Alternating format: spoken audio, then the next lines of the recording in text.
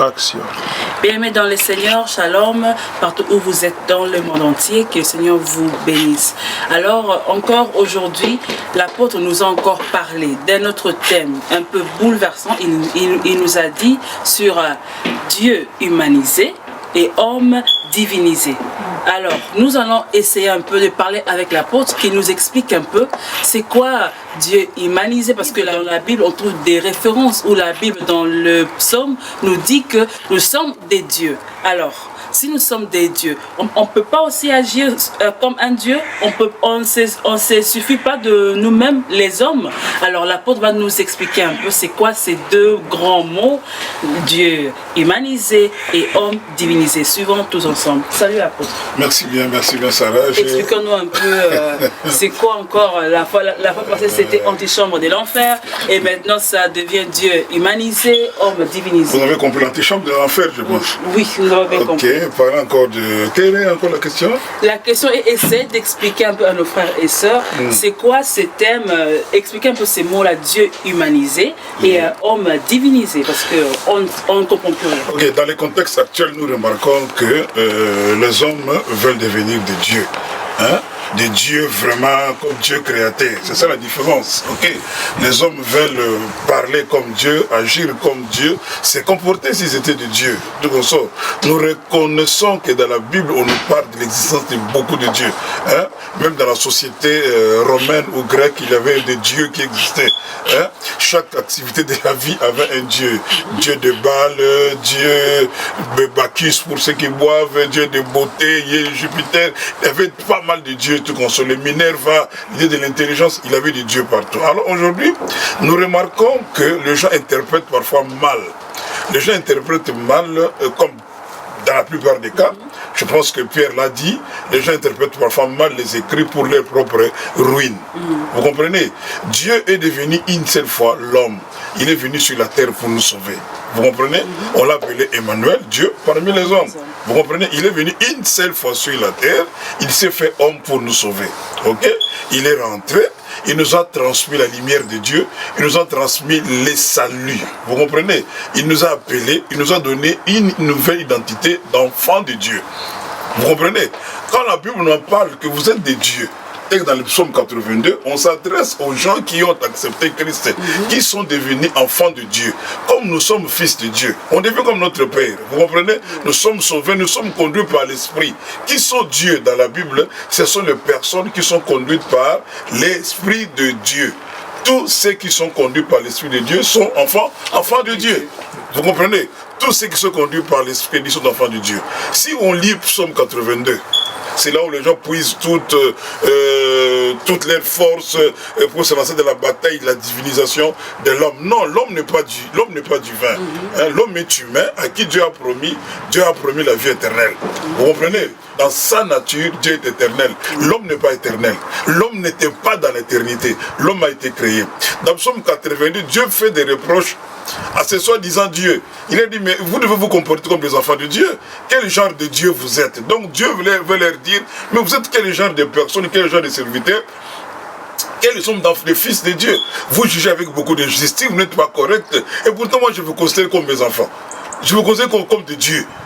On devrait vivre dans la justice, donc distribuer la justice, vivre correctement, vous comporter vraiment comme des personnes mortelles. Nous, Dieu ne nous traite pas comme des personnes mortelles. Nous qui avons reçu Christ, nous qui sommes devenus fils de Dieu, Dieu nous juge comme ses fils car il nous a accordé l'immortalité en Christ.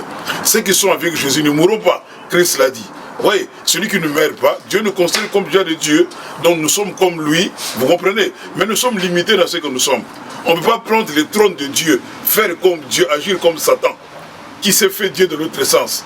Vous voyez, nous on reste enfants de Dieu, soumis à son autorité. Voilà Christ qui était comme Dieu. Dans Philippiens, Christ était comme Dieu, il ne s'est jamais fait égal de Dieu. Il s'est soumis, il a vécu dans la simplicité, dans l'humilité. Vous comprenez? Il s'est comporté comme un enfant soumis à la volonté de Dieu. Mais aujourd'hui, dans toutes les églises, vous êtes de Dieu, vous pouvez créer, vous pouvez appeler les choses qui n'existaient pas à l'existence. Dieu vous a élevé non, à un niveau, non, pas comme ça. Vous comprenez? L'homme doit rester simple.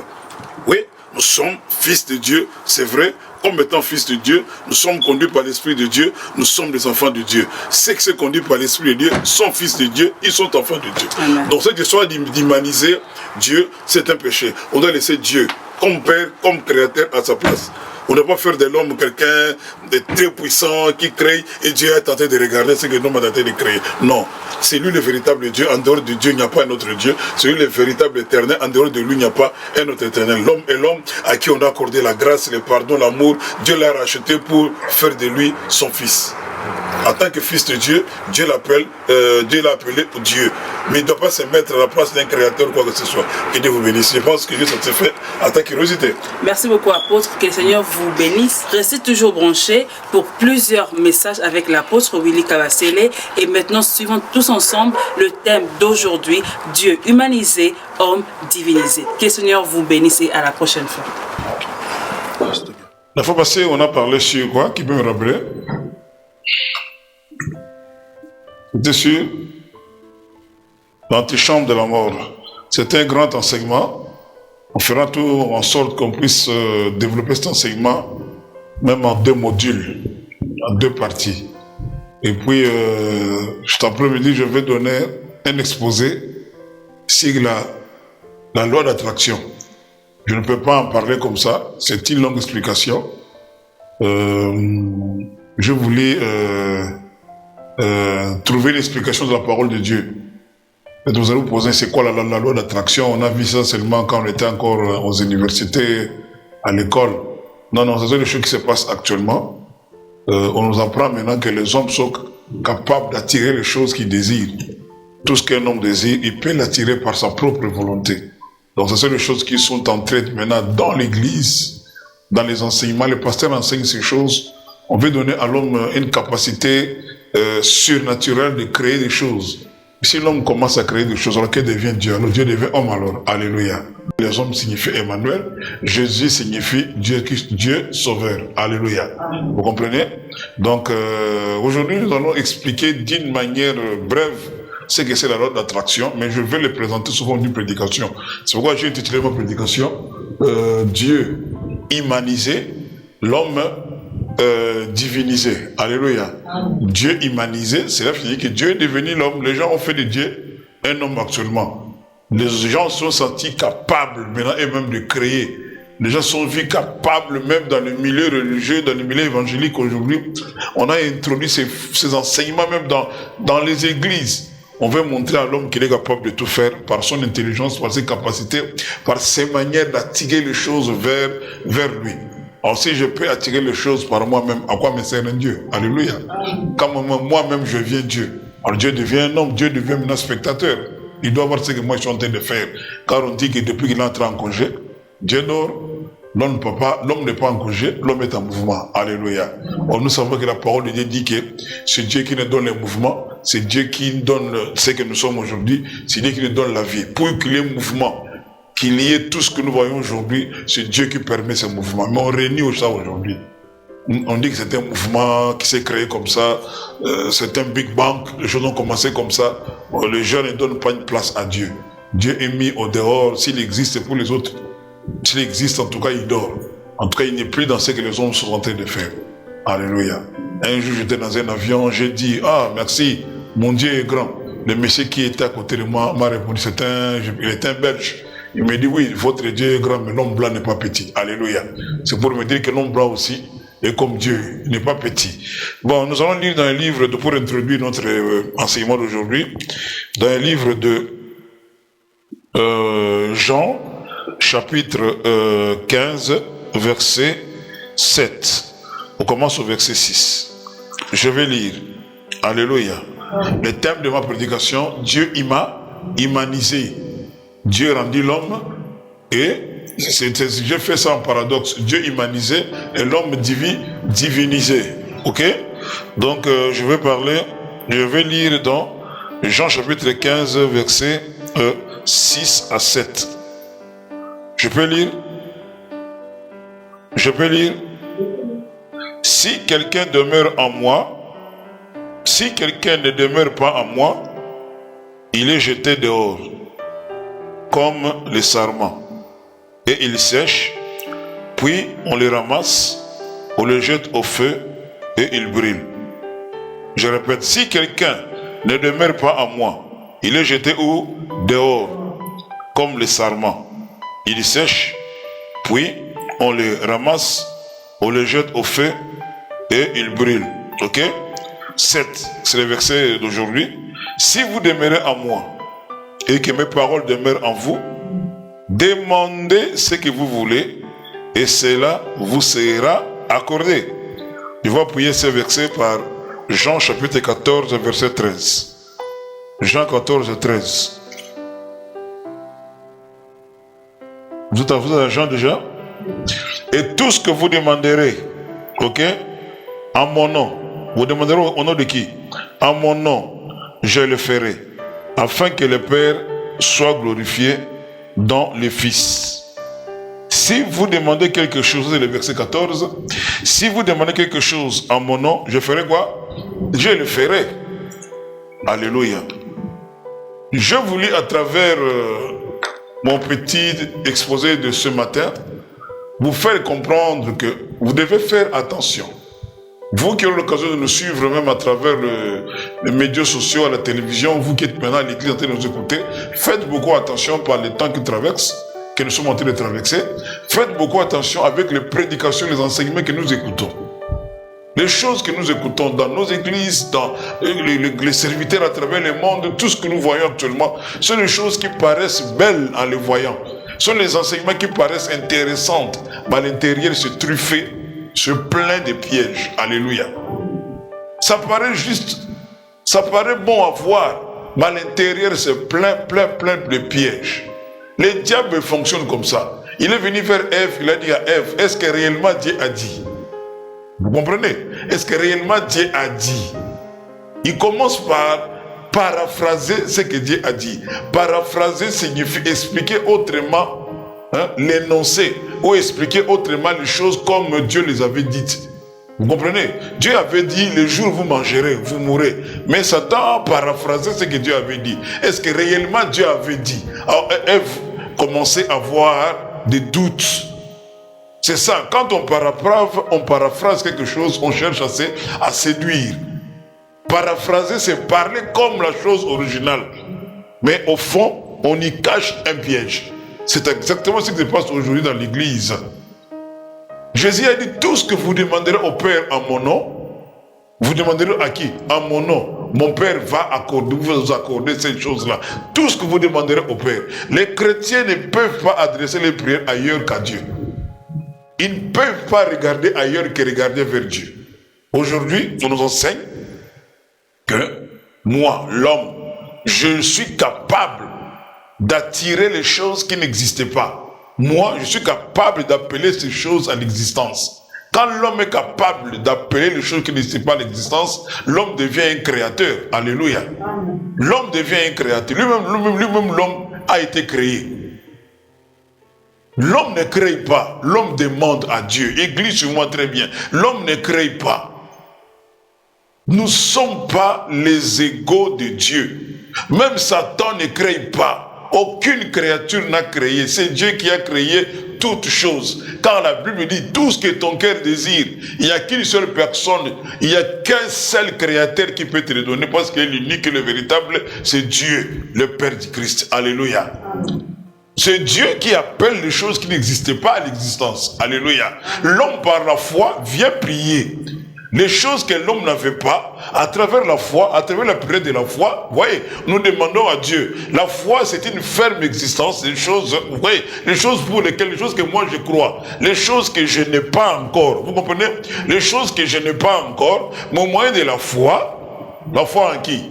En Jésus. Suivez-moi très bien. C'est là où il paraît une grande nuance, une grande différence. La foi, je fais confiance en Dieu. Je demande les choses que je ne possède pas encore. Mais je crois déjà posséder ces choses au nom de qui? Au nom de Jésus. Car je me base sur cette parole que Jésus a dite. Tout ce que vous demanderez à moi, en mon nom, vous le verrez ça s'accomplir.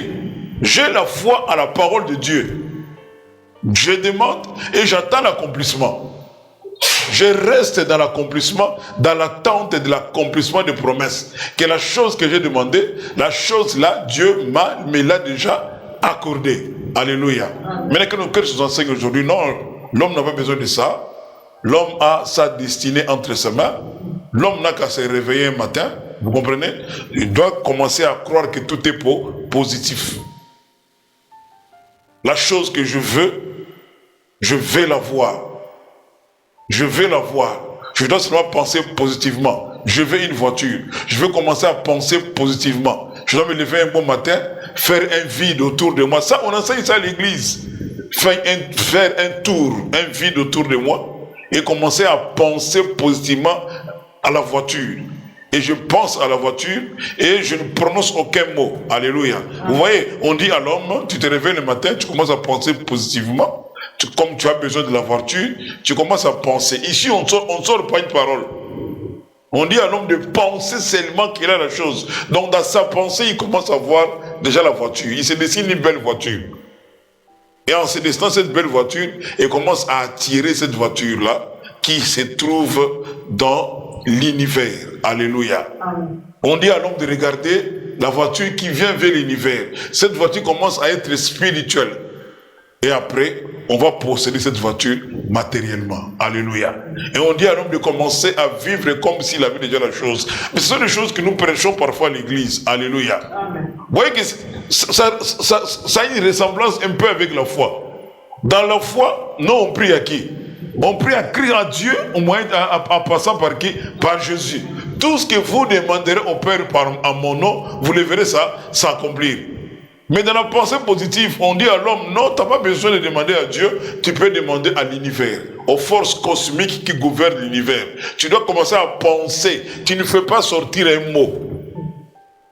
Tu commences à penser, je vais me marier, je veux une maison, je veux ceci. Tu penses à la chose, tu fais un vide autour de toi, tu commences à penser à ces choses et tu attires ces choses. La force de la pensée positive, c'est la loi d'attraction. La loi d'attraction signifie on attire ces choses-là. Pour ces choses se trouvent quelque part, il faut les attirer vers soi, il faut les attirer vers l'homme. Ces choses vont arriver par la force que toi tu as d'attraction, d'attirer les choses. Ça, c'est la sorcellerie, ça, c'est l'occultisme qui entre maintenant dans l'église. On te prépare progressivement à devenir un bon magicien, on te prépare à devenir un vrai occultiste. Et dans l'église, on enseigne ces choses, les gens sont pleins, parce qu'ils trouvent que c'est facile. Non, nous trouvons tout aux mains de Dieu. Dieu nous donne tout au moyen de la prière de la foi. Tout ce que vous demanderez, vous le verrez ça s'accomplir. Quand l'homme commence à créer lui-même, quand l'homme commence à tirer les choses, on veut simplement écarter l'homme de Dieu. On veut simplement séparer l'homme de Dieu. On veut simplement dire à l'homme qu'il est capable. Alors quand l'homme devient capable par lui-même, que devient Dieu? Spectateur. Dieu devient spectateur. On va faire de Dieu un homme, un papa, un tonton qui est fatigué. On va faire de Dieu quelqu'un qui regarde l'homme faire ce qu'il veut. Hein? On veut éloigner l'homme de Dieu. Hein? On veut éloigner l'homme de la vérité. Ce n'est pas la vérité ce que nous enseigne. Quand on nous dit que ta destinée entre tes mains, non. Tout ce que vous demanderez, la destinée de l'homme, c'est Jésus-Christ. Car Jésus a dit, je suis le chemin, la vérité et la vie. L'homme ne connaît pas le chemin. Qui connaît le chemin du serpent sur les rochers? Personne, il n'y a que Dieu. Qui connaît le chemin de la pirogue sur l'eau? Il n'y a que Dieu. Alléluia. Qui connaît la trace de l'aigle dans les airs? Il n'y a que Dieu. L'homme ne connaît pas ces choses. L'homme ne connaît pas le fondement de la terre. L'homme ne connaît pas les forces qui gouvernent l'univers. L'homme ne connaît pas ces choses. L'homme ne fait que découvrir ce que Dieu a créé. Comment on peut élever l'homme au niveau de devenir un Dieu? Si je deviens un Dieu, je me pose la question, je me le répète, alors que devient Dieu dans toutes ces choses? Où est la place de Dieu dans notre vie? C'est pourquoi le monde court à sa perte. Même si tu es seul sur la terre à croire encore au vieux message de la repentance, la nouvelle naissance, retenez ferme ce que tu as reçu au commencement. Jésus revient bientôt. Nous sommes en train de traverser les temps difficiles où l'Antichrist se prépare à venir sur la terre et à détruire encore l'Église, à venir attaquer encore Israël. Alléluia. La grâce n'est pas éternelle. La grâce va rentrer un jour auprès des Juifs. Nous les païens qui avons reçu la grâce va rentrer en Israël bien-aimé. Pendant que la grâce est là, priez un vrai Dieu. Donnez votre cœur à Jésus d'une manière sincère. N'entrez pas dans les jeux. Tu peux gagner autant de millions. Tu peux faire venir d'une manière attractive tous les biens que tu veux. Mais où sera ton âme? Ton âme sera où? Où sera ta vie après ta mort? C'est une grande distraction. Un homme avait tous les biens de la terre. Un homme avait toute la richesse de la terre. Jésus avait dit, mais tu en as beaucoup. Mais cette nuit même, ton âme te sera redemandée. Que deviendras-tu? Rappelez-vous l'histoire de Lazare et de l'homme riche. L'homme riche avait reçu tous ses biens pendant qu'il était sur la terre. Oui, je te souhaite bonne chance. Je suis d'accord avec tout ce qu'on dit, l'évangile des biens, avoir des maisons, avoir des gros titres, avoir des grosses fonctions. Je veux bien ces choses-là. Pour aller avec ça où? Spacieux est le chemin qui nous amène à la perdition. Resserré et petit est le chemin qui mène à la vie.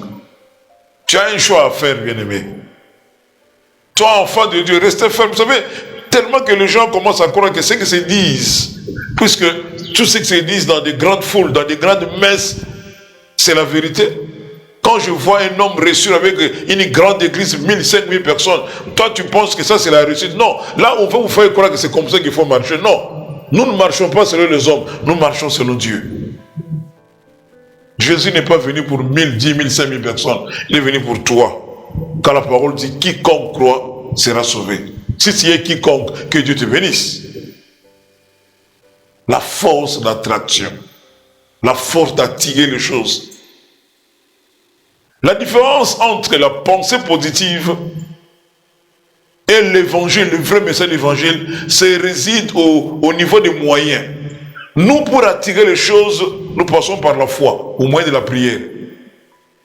Dans la pensée positive, on utilise la force d'attraction. On attire les choses par des mécanismes diaboliques, par des forces cosmiques. On attire les choses comme on attire avec un aimant. Tu attires les choses qui vont arriver vers vous. Vous allez faire appel à des démons en croyant que vous servez Dieu.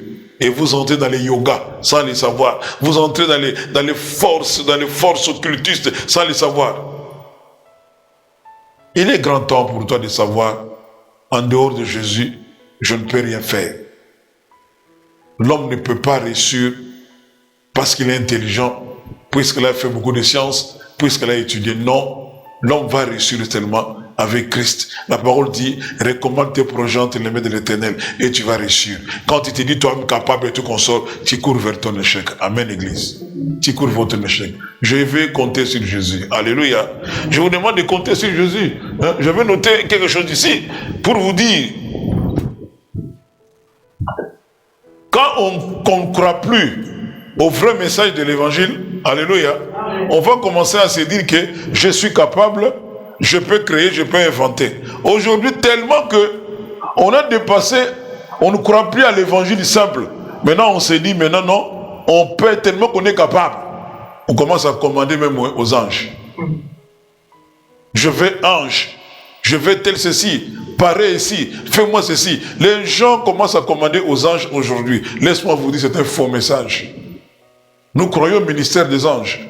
Mais les anges sont là pour travailler si hors du Saint-Esprit. Ange de l'Éternel travaille aux ordres du Saint-Esprit. Il campe pour tous les enfants de Dieu. Le ministère des anges n'a pas commencé aujourd'hui. Les anges nous entourent, les anges marchent avec nous, ils reçoivent les ordres du Saint-Esprit. Les anges ne reçoivent pas les hommes, les ordres venant des hommes. Les anges ne reçoivent pas les ordres venant des hommes. Un homme ne peut pas s'adresser à un ange. Un homme ne peut pas prier un ange. Ça ne se fait jamais. La Bible dit que tout ce que vous demanderez au Père par qui? En mon nom. Quand vous commencez à prier les anges, vous faites de l'occultisme, c'est la sorcellerie. Vous parlez à qui? Vous parlez aux démons. Un homme ne s'adresse pas aux anges. Personne ne peut dire qu'un ange est venu les visiter. Ils ont discuté, ils ont parlé. Quand un ange vient voir quelqu'un, il vient avec une mission. Il laisse sa mission puis il rentre. Tu ne peux pas avoir la force de convoquer les anges. Que ce soit une expérience personnelle ou bien une doctrine, c'est fait jamais. Même quand l'ange apparaît à un homme, à une personne, ça peut arriver qu'un ange apparaît avec une mission. Ce n'est pas une doctrine, c'est une affaire personnelle. C'est une expérience personnelle. On ne peut pas en faire une doctrine et enseigner ça à l'église. Alléluia. Amen. Parce que nous avons reçu sur la terre celui qui est plus qu'un ange. Il est venu, il a tout dit, il a tout fait. Les anges ne peuvent rien ajouter à ce que la parole de Dieu a déjà dit.